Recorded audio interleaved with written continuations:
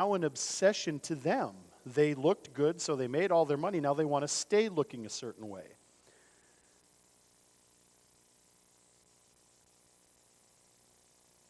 Verse 7 that we read earlier about Esther, it tells us that she was a beautiful young woman with a gorgeous figure, but that her good looks weren't the only thing that Esther had going for her.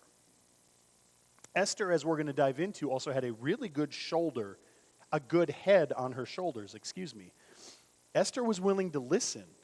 She was willing to learn from her uncle Mordecai. She loved and respected her uncle. She valued his opinion. She valued his advice. But she also listened. And almost more so, she followed the advice of Mordecai, who was a king's servant, who had been put in charge of this orphan Esther. He was also put in charge of all of these other women that made up the king's harem back in the day. Now, Esther must have been just as beautiful on the inside, if you ask me, as she was on the outside, because according to the Bible, she won the favor, if you will, of everyone who saw her, who met her, who talked to her. She wasn't arrogant. She wasn't nose up to the world, stuck up and snobby.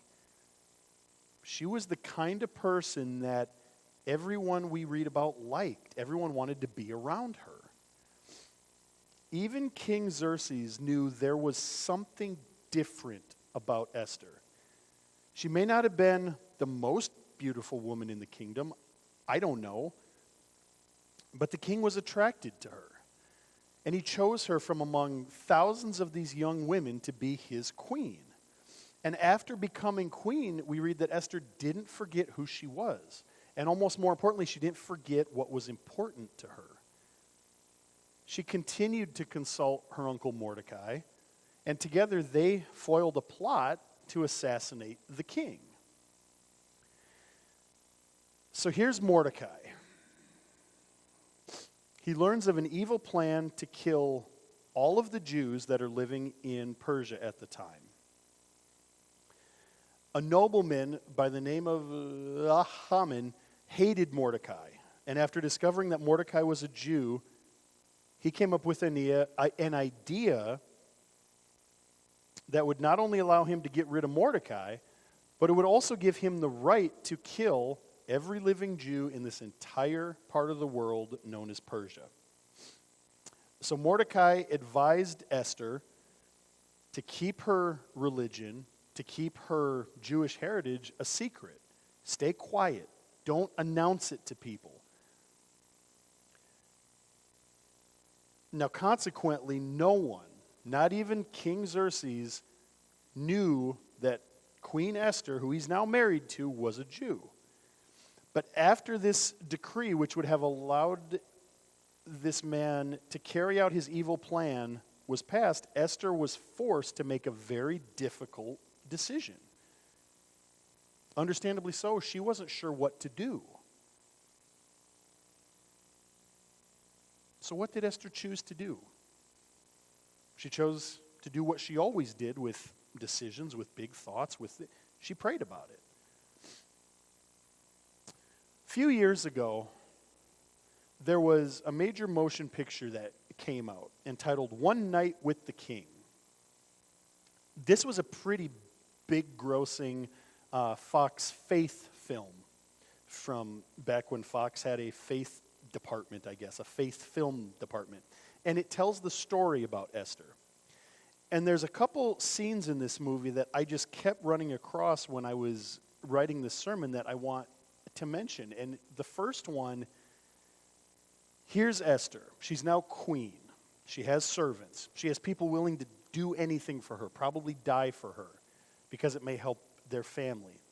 And one of her servants comes to her, delivers a message from her uncle Mordecai that informs her of this awful plan of someone who has the power to do it, to kill all of the Jews in this area. And this servant encourages her to intercede with the king on all the Jews' behalf. Now, obviously, we don't know her exact words. We don't know her exact thoughts at this time. But it made her get down on our knees and spend 3 days fasting, praying, seeking God's guidance. I believe that's the first thing everyone in this room can learn from Esther. I know how powerful fasting has been in our lives. I know how powerful prayer has been in our lives. And it's something, as the world just keeps spinning and spinning and spinning, I believe fasting and praying are turning into almost a lost art. You don't see people just gather in a church and just fast for 3 days or just lock themselves in and pray anymore. But Esther back here knew who to turn to in her time of need, as hopefully we can all get to. It's great to rely on your family and your friends and your mom and dad and your wife and husband. But if we can go to God first and truly just open our hearts and our prayers to Him. Here's Esther. Didn't know what to do. She's fasting. She's praying. And she asked Mordecai to get all of the rest of the Jews in the area to do the same thing. She asked him to go out, spread the word, fast, pray, because that's the only way she thought they were going to get through this. Now, situations and problems, if you will, come along in all of our lives. Some daily, some hourly, some it seems by the minute. They're confusing. Sometimes they seem downright impossible for us to possibly get through. I couldn't possibly recall even half of the times in my own life where I was so confused at a situation. I didn't know what to do, what to say, so I would just outburst. I'd lose it, or I'd go dead silent and just try to hide, or I'd yell at God and scream at God and tell God, I can't do this. You don't care about me anymore, blah, blah, blah. I didn't know what to say. I didn't know what to do. I didn't know who to talk to at the time.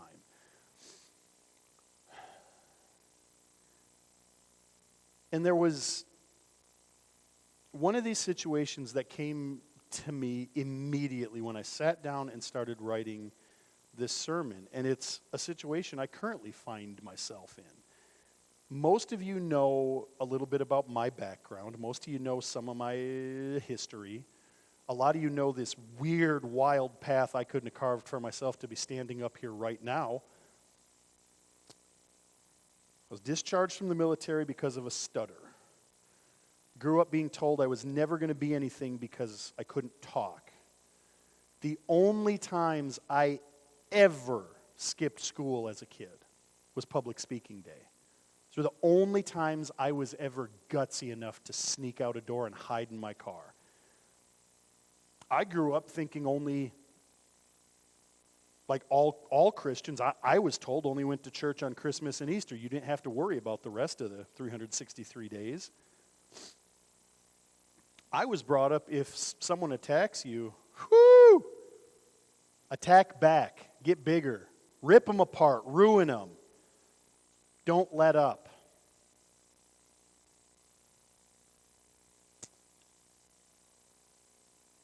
And then I met someone with so much more biblical knowledge and faith than I could ever imagine. Having her sitting out there while I'm standing up here, which still blows my mind. Someone who went to school for this, that still blows my mind. And then a little over a year ago, being literally handed the keys to the church that I was told was in trouble, and we had no money, and we had no people, and good luck, and I, of course, just said yes. Really wondered what I was thinking back then. But a lot of prayer came through this. A lot of my faith growing. A lot of confusion. And I'm not going to lie, there are still days up here or coming through Monday through Saturday, I'm still confused. I still sometimes just look up and start laughing and go, God, what are you thinking? Why did I get the keys dropped in my hands?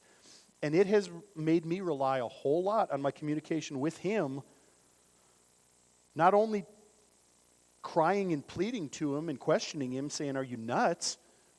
But also listening, hearing what He was trying to tell me.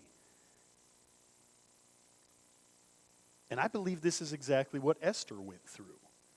Obviously, I don't have to worry, hopefully, about someone across the street saying that we're just going to kill all of the Genevans this next month. I don't have to worry about that, hopefully.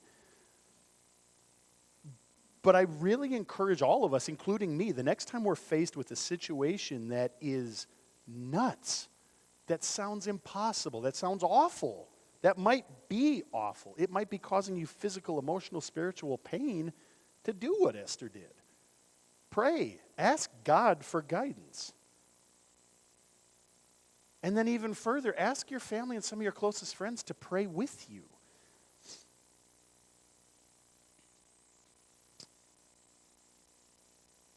And then the dangerous part of this prayer. Be willing to not only listen, but to then do whatever it takes, regardless if it makes you uncomfortable, regardless if you start questioning God. Do what it is that God is telling you and leading you to do, whether it makes any sense in your brain or not. Because remember, and I cannot tell you how many times this is replayed in my head over the past year and a half, God's ways are not our ways.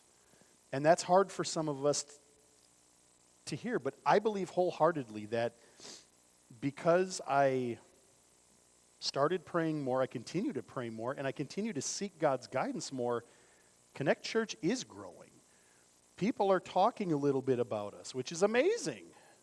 It gives me a little ego boost that God's still working through me, which still blows my mind. We're moving forward. And I believe with everything I have that this momentum is going to continue.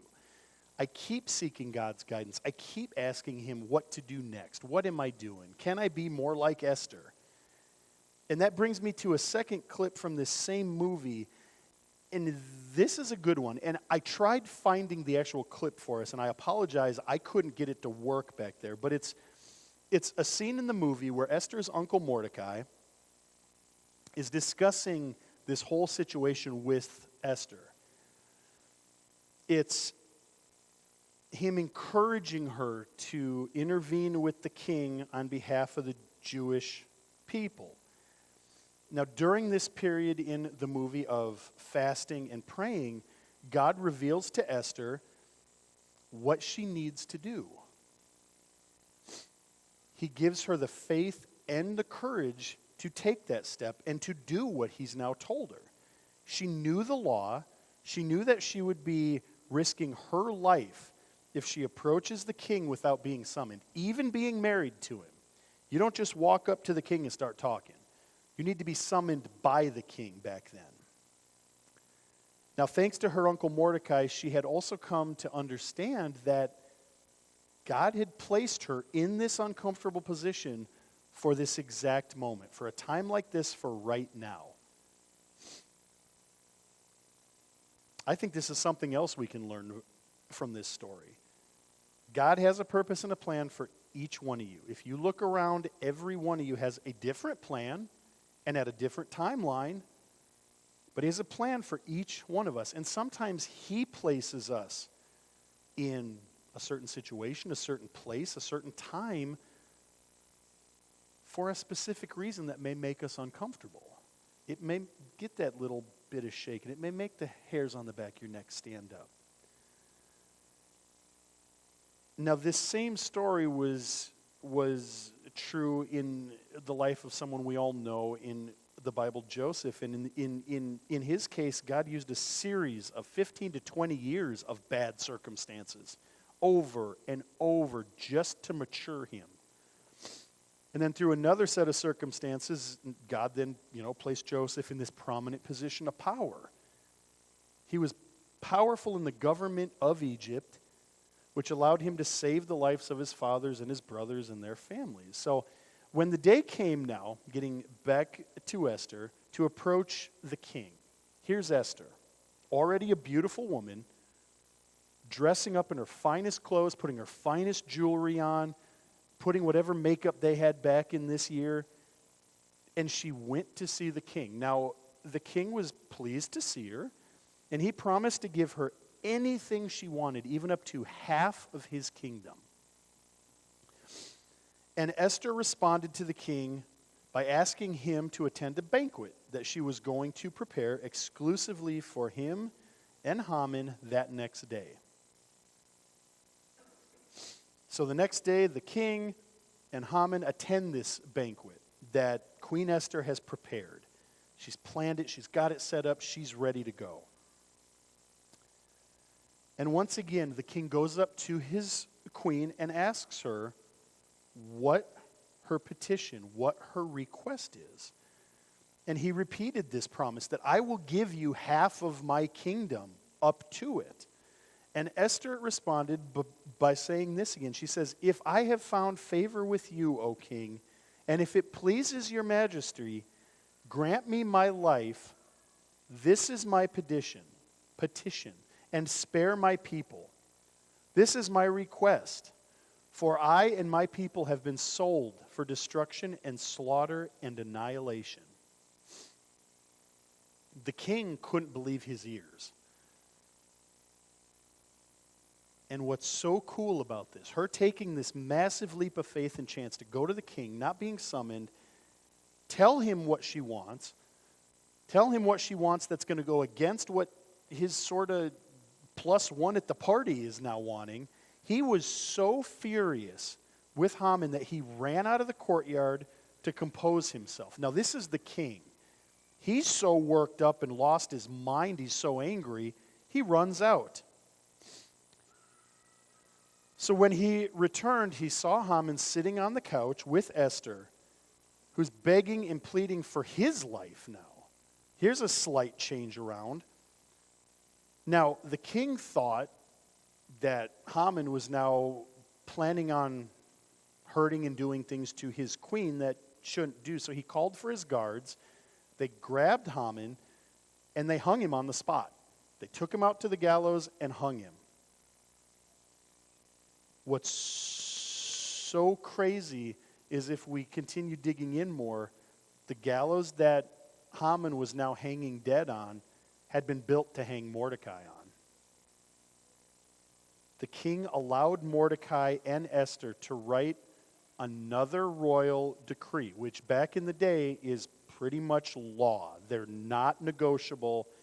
And this decree gave the Jews in his kingdom the right to protect themselves from their enemies, saving themselves from certain annihilation. As we conclude today, there are just a few lessons that I really want us to focus on that we can learn from just this ordinary orphan girl that turns into Queen Esther.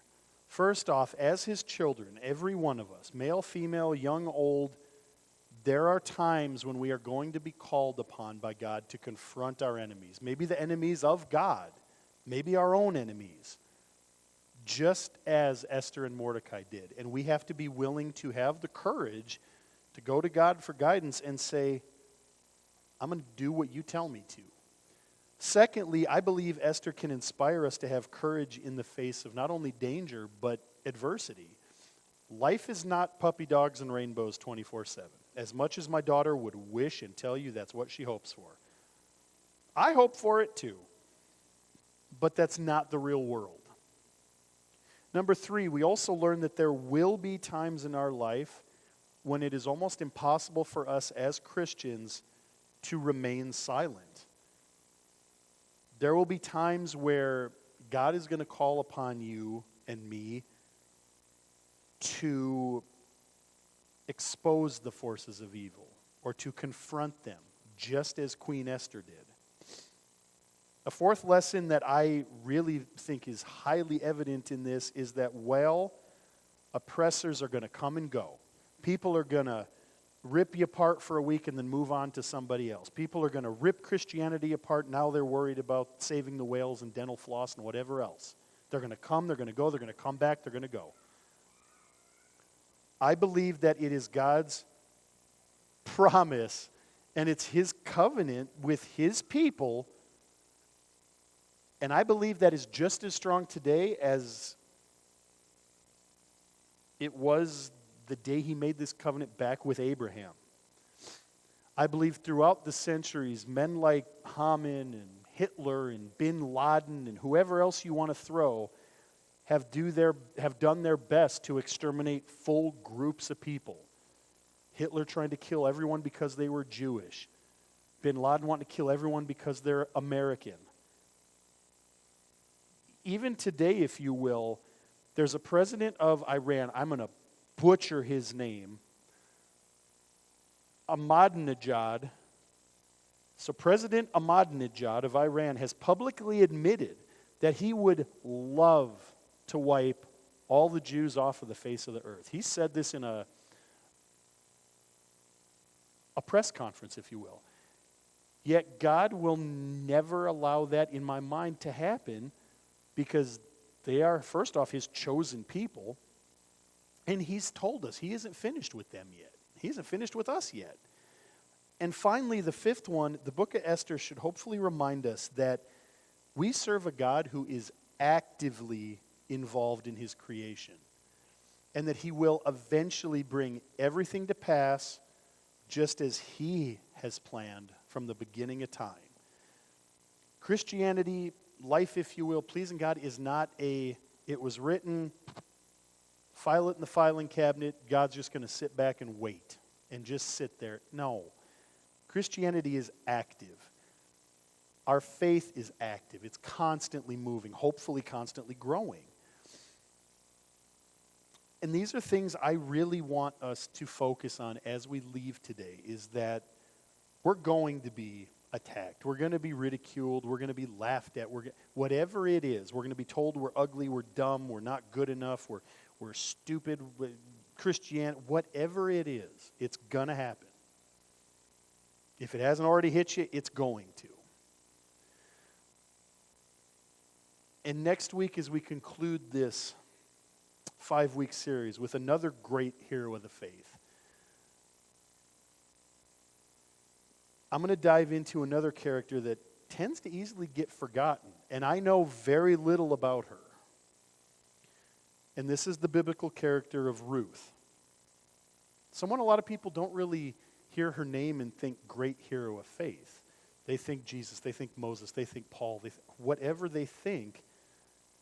But next week we're going to conclude with this, and I think the story of Ruth is going to give us another real good ending point on this becoming a hero of the faith. Even if you're not the strongest, not the prettiest, not the richest, not the best, don't have any power, we can still become a true hero of the faith to God. Let's close in prayer this morning. God, we thank you, Lord, for not only the ability and the reminder, but for the opportunity to be a normal, sinful, imperfect human being. And that no matter how many times we question, no matter how lost and confused and scared we get, God, I thank you that you still give us the opportunity to learn, to continue to grow. You might put us in these positions, God, because you know it's going to make us uncomfortable, and it might push us uncomfortable enough to seek you further, to learn more about you and your promises, to allow you to guide us further and to open our hearts to listen to you, God, more than we would normally. God, I don't know why things happen, Lord. None of us know why these bad things happen, why certain people struggle through this or that, but you do. And I pray that as we leave today, as we get out into the real mission field here, that we remember, no matter what circumstance we are thrown in, that first off, we're not alone, and that second off, you have given us the blueprint to just seek our faith, seek our courage, to seek your guidance to get through them, God. I pray that no matter what is attacking us, no matter who is attacking us, Lord, that we remember to just look up to you before we lose our minds, before we lose sleep, before we get angry, before we lash out, God. I pray that we just look up to you and we truly not only ask for guidance, God, but that we listen.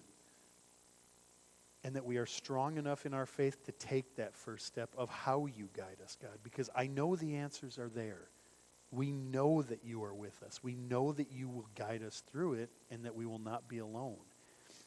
I just pray, Lord, that you just let the Holy Spirit tug at our heartstrings and get us to focus on you in those times of need. I pray, God, for a great rest of our Sunday, for safe travels for everyone as they leave your house. And Lord, I just ask for a rekindling, a fire to be burning inside of us, something to kick us in the rear end, God, that just makes us take that next step in our faith, makes us get a little uncomfortable, God, with an enemy, with someone we don't know. I pray that you just give us that reminder that you are here and you will guide us through no matter what. I pray this all, God, knowing again that you are here with us, that you are listening to us right now. I just pray that our faith continues to move forward, God, in the right direction towards you. I pray this all, Lord, in Jesus' absolute mighty name. Amen. Everybody have a great Sunday. Stay safe out there. Enjoy this beautiful weather.